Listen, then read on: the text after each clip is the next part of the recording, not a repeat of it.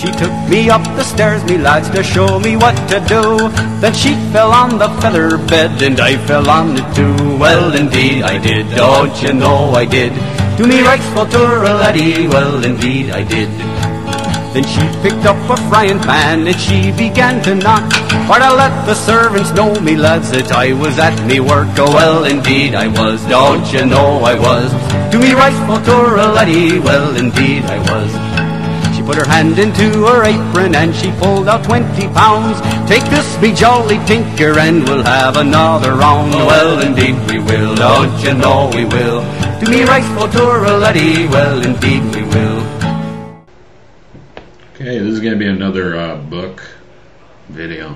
I am just finishing up Confessions of an Economic Hitman by John Perkins. Okay, anyways, what this is about is this guy had a job in the 70s and 80s, and basically what he did was economic forecasts for third world nations, and then the IMF and World Bank would loan those nations a lot of money to build up an infrastructure. But there were two stipulations in the deal. The engineering firms that came in to build the infrastructure had to be American companies. So basically they go in, their partners, the engineering firms, kind of partners to the banks, would go in, build up all this infrastructure, and then they leave. Well, meanwhile, the economic forecasts were extremely inflated. So what ended up happening is these third world nations, Bolivia, Colombia, a number of Middle Eastern countries, had to pay the money back, of course, and they couldn't even keep up with the interest. So they were forgiven the debts, certain amounts, on certain conditions. That, you know, they made sure that these were countries with oil, large natural oil, or bauxite, or other mineral resources. And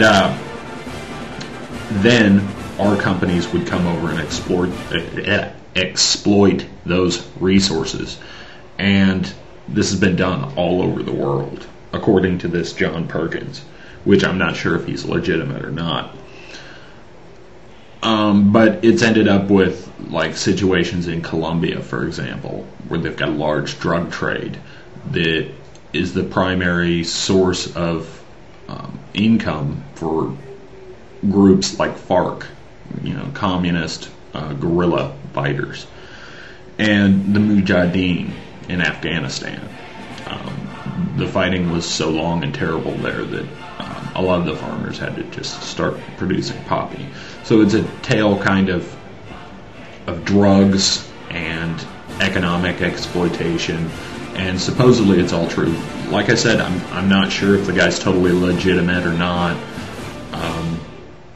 Plan on trying to do a little research, but it's all very, very plausible. And certain things he was talking about, like including our deal with the Saudi Arabians after the OPEC crisis. You know, in the 70s we had a gas shortage. He said we went in and did a deal like that with them, but only they could pay back the loans, because I mean they had just massive oil deposits in Saudi Arabia. So we did a different deal with them, and the deal basically consisted of the Saudis having to use so much, a certain amount of the money they made off oil, they had to invest in U.S. Treasury bonds. Plus, they could only trade oil and dollars, which props up the dollar. So basically, these Treasury bonds keep our deficit afloat. So basically, it becomes a thing where it neatly explains why we're tied to Saudi Arabia, despite their human rights abuses.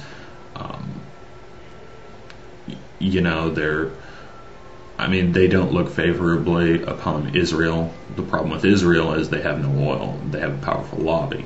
So, anyways, it's fascinating. I do recommend this. Before that, I reread Brian Greene's Elegant Universe, and this is about string theory and M theory, and I kind of did it because they have this big particle smasher it is about to be finished. I think it's called the Helicon particle accelerator.